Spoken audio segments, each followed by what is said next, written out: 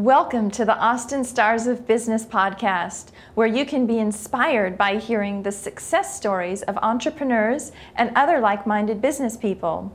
Today you'll hear from Jeff Blank, the owner of Hudson's on the Bend restaurant. What I've learned to do since then is to create as many revenue streams as you can. Before it was just dinner.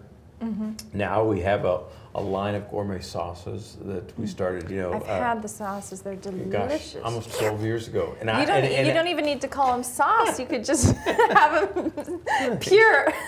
I really need to give them some more attention. What we did initially was develop them to put children through college, and they did that. And so I kind of lost my interest in them. I really need to kind of breathe some new life and introduce some new sauces. But that was one revenue stream. The other revenue stream was cooking schools. And the cooking school originally came about from the fact that we wanted to write a cookbook. And like most hot chefs, we don't measure. We take a handful of this and a scoop of that and a pinch of that, and then we taste things and adjust, from there.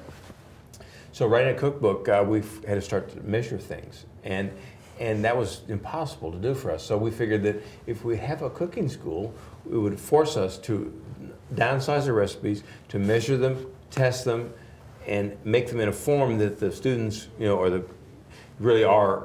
Our cooking schools were kind of a precursor to the Food Network. It was more about us assembling food and demonstration and the people coming in asking questions about it. But in the meantime, we always tried to do a new recipe for every cooking school, or 2 recipes, out of the 8 recipes that would appear at a cooking school. And so, in several years, we had established enough recipes with enough accuracy. Because we've tested them and cooked them and then cooked them again for the guests, that we actually produced a cookbook.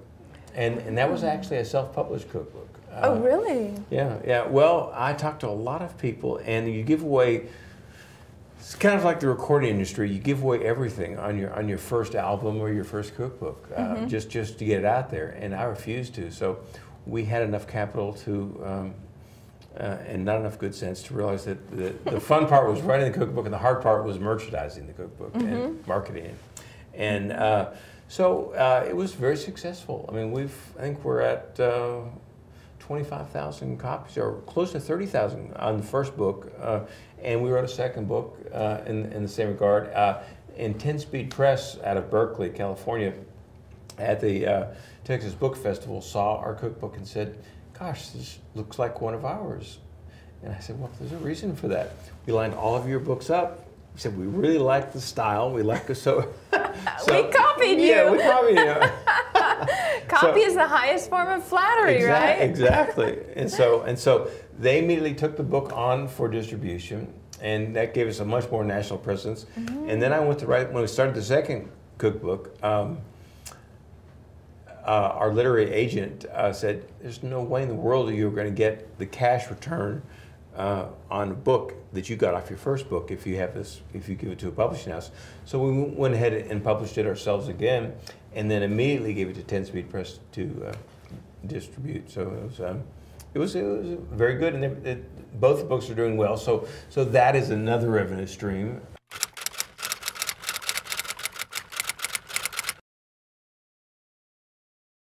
Thanks for watching the Austin Stars of Business podcast. And remember our 2 favorite business principles: have fun and move money.